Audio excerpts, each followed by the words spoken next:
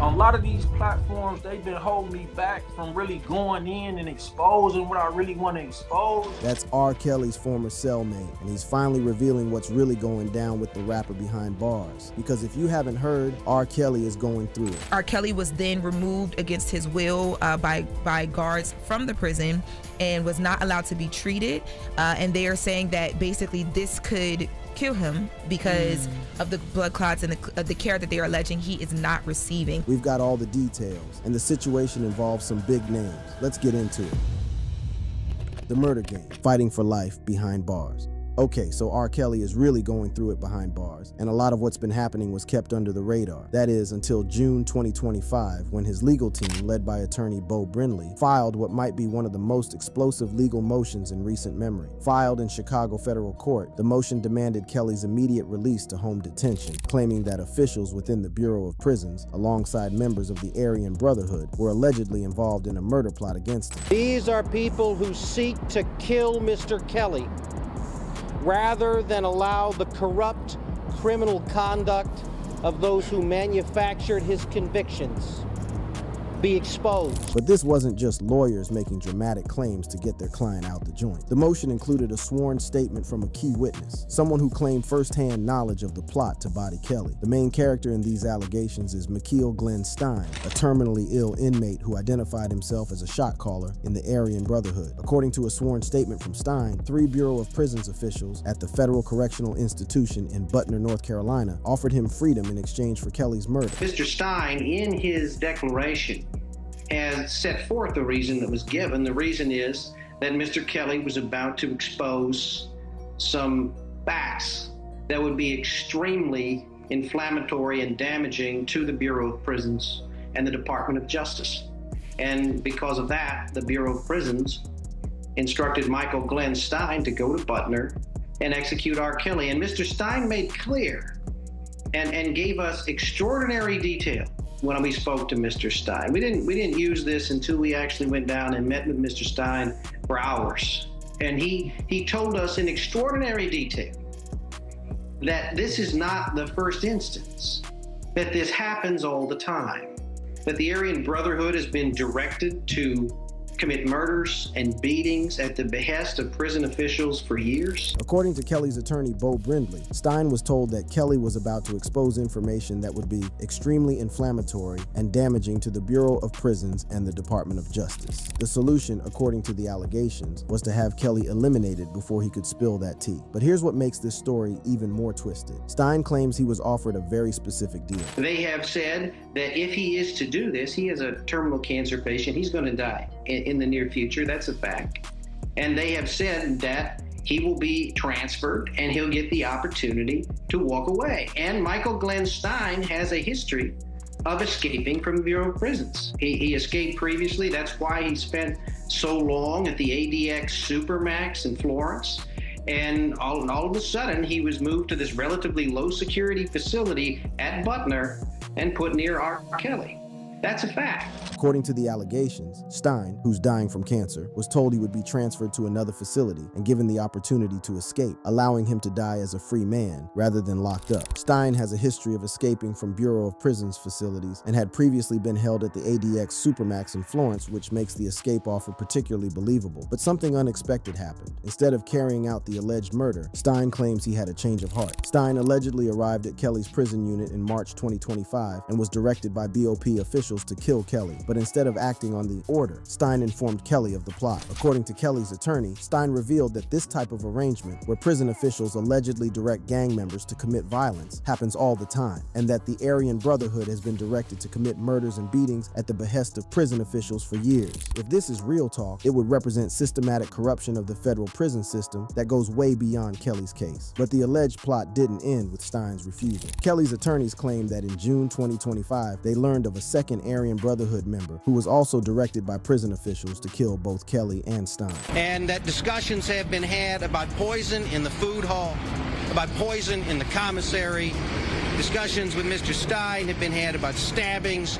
These are the kinds of methods that have been discussed. The allegations include specific methods that were allegedly discussed for carrying out the hit, including poisoning Kelly's food in the chow hall or commissary and stabbings. Following the filing of the emergency motion, Kelly's situation allegedly became even more messed up. Kelly was reportedly moved to solitary confinement at FCI Butner, where his legal team claims he is unable to contact his family and is in spider-infested conditions. Kelly's legal team argues that the solitary confinement is retaliation for exposing the alleged murder plot rather than protection. Kelly is allegedly too scared to eat prison meals or use commissary goods, believing they may be poisoned. But the murder plot is just one part of a larger conspiracy that Kelly's legal team alleges. They claim the entire case against Kelly was built on constitutional violations and prosecutorial misconduct. Well, let me say it this way. It's not allegedly having evidence. We do have evidence, and one piece of evidence we've already presented in the form of a signed declaration from Keyshawn Mogadamudi, Robert's former cellmate.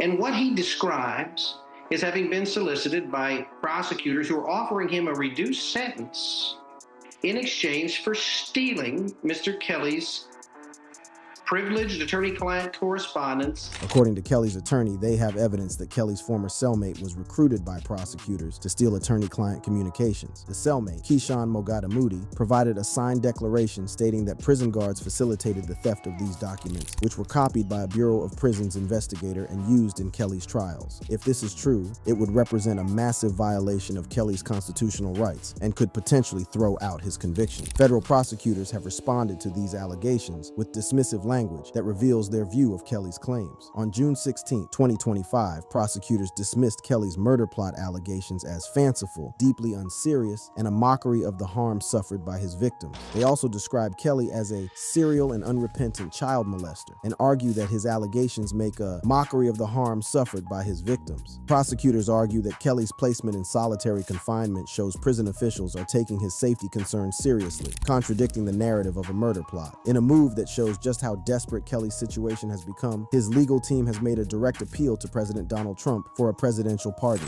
Absolutely. We're going to seek every opportunity to, one, make sure that Robert Kelly doesn't get killed, and number two, to see that he is freed based on what we believe to be and will prove to be a corrupt prosecution, the kind of which President Trump has promised to eradicate. Kelly's attorneys have publicly appealed to President Donald Trump for a presidential pardon, arguing that Kelly is a victim of prosecutorial misconduct and that Trump, having faced legal scrutiny himself, would understand Kelly's plight. The appeal to Trump appears to be strategic, citing Trump's recent commutation of the sentence of Gangster Disciples co-founder Larry Hoover as precedent. However, no pardon has been granted as of the latest reports. Kelly's case raises broader questions about the systematic targeting of powerful black men in America. His former cellmate Ronnie Bowe draws connections between Kelly's situation and other high-profile cases. He filing about what they doing to all blacks in America.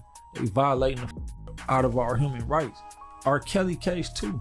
They violating that man human rights. Larry Hoover, like, they violating his human rights. He got another bogus case. Despite the murder plot allegations, Kelly's legal battles in the traditional court system have been largely unsuccessful. The Second U.S. Circuit Court of Appeals upheld Kelly's conviction and 30-year sentence on February 12, 2025, rejecting arguments about inadequate evidence, biased jurors, and improper use of racketeering laws. Kelly's attorney, Jennifer Bonjour, plans to seek U.S. Supreme Court review, citing concerns about prosecutorial overreach. However, the U.S. Supreme Court declined to hear Kelly's appeal of the Chicago conviction in October 2024. Despite the legal battles and alleged threats, Kelly has reportedly remained creatively active while locked up. In a March 2025 podcast interview with Inmate Tea with 8A NDP, he claimed to have written 25 albums while in prison. This is where the story takes a serious and unexpected turn. According to newly filed court documents, R. Kelly experienced a frightening medical emergency while in custody, an incident his legal team claims was the direct result of improper medication administered by prison staff. So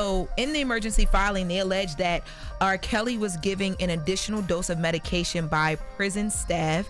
And they're alleging that because of that additional medication that he was instructed to take and that he actually took, he suffered a overdose. So they say that R. Kelly woke up allegedly on June 13th and he felt faint. He was dizzy. He started to see black spots. He got up and he fell. He crawled to the door of the cell and he lost consciousness then. At that point, he was placed on a gurney. He was taken by ambulance to a nearby hospital because they tried to take him to the hospital inside of or associated with the facility that he's in, but they couldn't help him. However, his physical and mental condition appears to be getting worse. Kelly has diabetes and has faced health challenges, including blood clots in his legs, which he claimed nearly killed him. R. Kelly allegedly has been asking for months to get some medical attention to a swollen leg. R. Kelly's legal team says that once he was taken to the hospital for this overdose situation, R. Kelly brought up the swollen leg, and they allege that doctors there then took a look at the swollen leg and they found blood clots in R. Kelly's right leg, allegedly, in his left leg, in his lungs, allegedly. And R. Kelly's legal team is saying that R. Kelly was then told he should stay 7 days in that hospital for surgery, and then it would be an additional 2 weeks because of whatever care they were going to need to give him. But his legal team alleges that once the prison was contacted, R. Kelly was then removed against his will by guards from the prison and was not allowed to be treated. And they are saying that basically this could kill him because of the blood clots and the care that they are alleging he is not receiving. And while the overdose raised serious questions, it's the voices from inside the prison, especially one cellmate, that are blowing the lid off everything. His former bunkie has stories that take this whole situation to a different level. Cellmate spilling tea and industry secrets. What we're about to put you up on is some next level stuff. We're talking about explosive testimony from Kelly's former cellmate, industry secrets that supposedly go all the way to the top of the music game, and revelations about what really happens when somebody who knows too much becomes a problem for some very powerful cats. Well, on the way to the outside hospital, his team alleges that it was overheard someone in the ambulance from the hospital say this is going to open a whole new can of worms. R. Kelly's legal team then alleges that once he got to the hospital, it was then revealed that he had been giving an overdose quantity of medicine. The main source for a lot of what we're about to break down comes from a dude named Ronnie Bowe, a former federal inmate who spent serious time locked up with R. Kelly and has since written a book about their conversations. But before we get into his claims, let me keep it real with you. These are allegations and testimonies that paint a picture of corruption and conspiracy at the highest levels. Some of this stuff is disputed, some of it can't be verified, but all of it needs to be heard because it sheds light on a system that might be more corrupt than any of us ever imagined. Ronnie Bowe, whose government name is Ronnie Bowe Williams, is a former Fed who describes himself as an author and the CEO of Grind Mode Inc. But what makes this cat important to our story is that he spent considerable time locked down with R. Kelly at the Metropolitan Correctional Center in Chicago. And according to Bowe, the conversations he had with Kelly revealed some shocking truths about the music industry and what really went down that led to Kelly's downfall. Yeah, we was never roommates. We was on the same unit for a period of time, but I was there. I came there in MCC Chicago, June 24th, 2019. And I think he came either in July or August. It was like a month or two, no longer than 3 months after I came. But here's where it gets real interesting. Bowe claims that he was instrumental in getting Kelly moved from protective custody to general population. So it's like, man, let's get, and I hollered at everybody, let's get Kels up here. So they sent the word to him, and Kels from there, he petitioned, he asked his lawyer, like, man, put that paperwork in and get me up out this.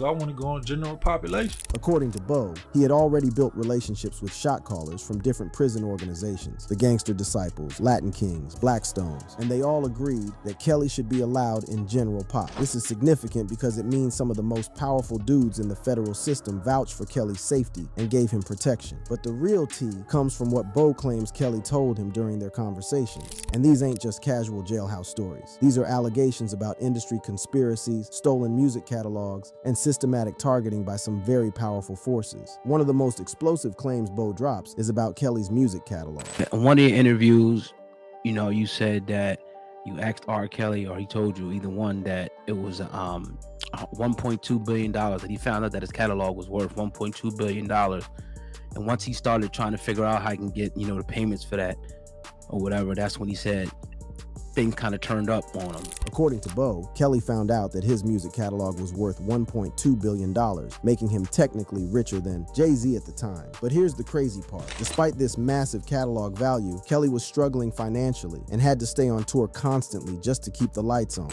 And man, catalog worth 1.2 billion. So technically they supposed to announced him as a billionaire before they announced Jay-Z as a billionaire. And when he realized that, he like, damn, I'm as big as Mike now. Like, yeah. And like, believe it or not, he wasn't making no money unless he went on tour and did a show. He had to do shows and go on tour to survive.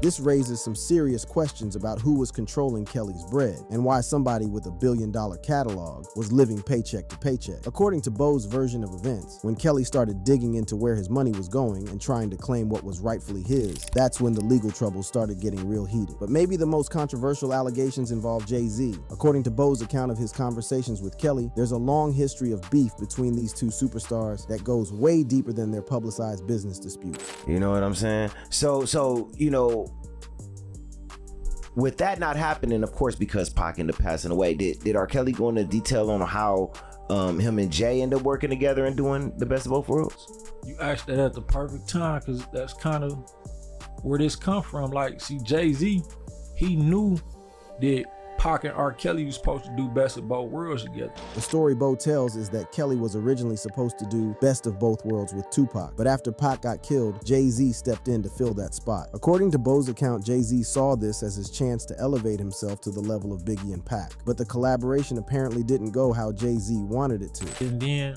those negative emotions that Jay had, jealousy or whatever you want to call it, it up the tour, because, you know, R. Kelly said that basically when they went to Madison Square Garden earlier that day, you know, he was getting random death threats. According to Bo's version of Kelly's story, Kelly was getting death threats before their Madison Square Garden show, and when he got on stage, he saw cats in the crowd making threatening gestures. Kelly believed Jay-Z was behind these threats and bounced off the stage, which led to Jay-Z's people pepper spraying Kelly, but the allegations go even deeper than that. Bo claims that Kelly believed Jay-Z funded the surviving R. Kelly documentary through his ex-girl Dream Hampton, who was the executive producer. Dream Hampton is the executive producer of Surviving R. Kelly.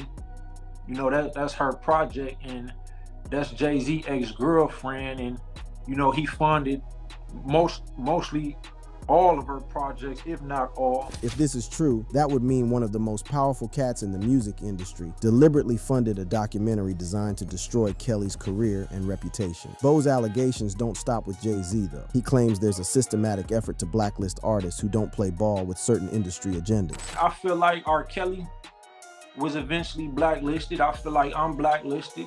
I feel like there's many other artists who probably got way more talent than most of the artists we hear in the industry that is blacklisted. Bo describes his own experience of getting blocked from major platforms, claiming that when he tried to set up an interview with The Breakfast Club, they said that iHeart wouldn't allow me to do it because of the publicity surrounding my name. He suggests that powerful figures like Jay-Z have the connections to blacklist artists and prevent them from getting mainstream exposure. This paints a picture of an industry where talent ain't enough, where playing by certain rules and showing loyalty to certain people determines who gets to blow up and who gets buried. While Kelly was locked up, he faced some real danger. In 2020, while at Chicago's Metropolitan Correctional Center, Kelly got jumped by another inmate. The cat who attacked him was Jeremiah Shane Farmer, a Latin Kings member serving life. But according to Bo, there was more to this attack than what met the eye. But right in the midst of that, for like 3 days in a row, was coming up there protesting on R. Kelly's behalf. So in the feds, they got this rule, like if they protesting around a building, we got to do emergency lockdown. Bo explains that Kelly's supporters had been protesting outside the prison for 3 straight days, which led to lockdowns that stopped inmates from using phones or getting other privileges. This created mad frustration among the inmate population, who blamed Kelly for the disruptions. But Bo also mentions that Farmer later claimed in the media that the government had him do that. This raises some disturbing questions about whether the attack was orchestrated by authorities rather than being a random act of inmate violence. What makes Bo's account particularly compelling is that he's not just making these claims in a vacuum. He's written a book about his experiences and filed lawsuits against federal agents, including one case where he sued DEA agent Timothy P. Gray and won a settlement. This gives him some credibility as someone who has successfully challenged federal authorities in court. Bo also describes Kelly as someone who refused to compromise his principles, even when it could have helped his career. Because where we come from, like whether you was with a gang or not, we live by certain principles and codes. And in that industry, is a lot of that go on. Yeah. Like when you talk about selling your soul and that really go on. You know what I mean? this executive, you got this rich executive in the industry, and he could fuck over your career. He might want to play with your or something. He might want to play with your or something. But where we come from, it's like, what? And that's the type of R. Kelly was. R. Kelly told Quincy Jones, man, because of the God I serve, I can't get down like that, homie. According to Bo, Kelly refused advances from powerful industry figures like Quincy Jones, which may have limited his opportunities and made him enemies in an industry where such compromises are allegedly expected. The picture that emerges from these cellmate revelations is of an industry built on corruption, where artists are controlled through blackmail, financial manipulation, and when necessary, legal persecution. But if these allegations are true, they're just the tip of the iceberg. The question ain't just what happened to R. Kelly in jail, it's whether what happened to him is part of a larger pattern of silencing people who know too much about how the entertainment industry really operates behind closed doors. But to really understand why R. Kelly became such a target inside and outside the system, we gotta rewind the clock and look at how all this started in the first place.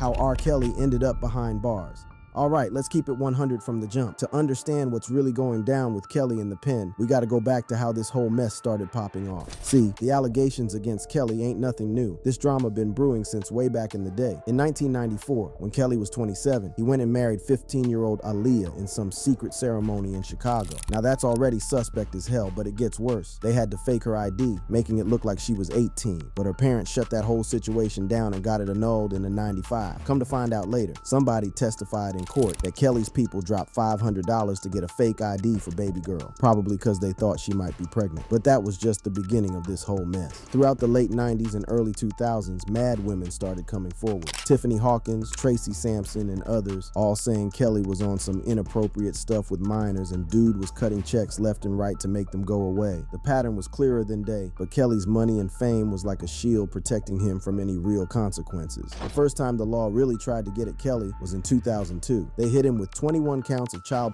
pornography after some nasty video surfaced showing him doing unspeakable things to what looked like a 14-year-old girl. Now you'd think with evidence like that, it's game over, right? Wrong. In 2008, Kelly beat all 21 charges. The alleged victim and her family wouldn't testify, and the jury couldn't be 100% sure the girl in the video was underage. For more than a decade after that, Kelly was moving like he was untouchable, still making music, still touring, still living like a king. But underneath all that, investigative journalists like Jim DeRogatis was building a case that would eventually bring the whole house of cards crashing down. The game really changed in 2017 when BuzzFeed dropped that explosive story, saying Kelly was running some kind of cult, keeping women locked up and controlling every aspect of their lives. The report said Kelly was taking their phones, stopping them from talking to family, and basically treating them like prisoners. That's when the #MuterKelly movement started popping off, with people calling for boycotts of his music. But the real knockout punch came in 2019 with that Surviving R. Kelly documentary on Lifetime. That joint featured mad women, including Kelly's ex-wife Andrea and girls like Johanna Pace, all talking about the physical, sexual, and mental abuse they said they went through. That documentary was so powerful, it got RCA Records to drop Kelly, and artists like Lady Gaga and Celine Dion started removing their collabs with him from streaming platforms. Within months of that documentary dropping, the walls started closing in real quick. In February 2019, Cook County hit Kelly with 10 counts of aggravated criminal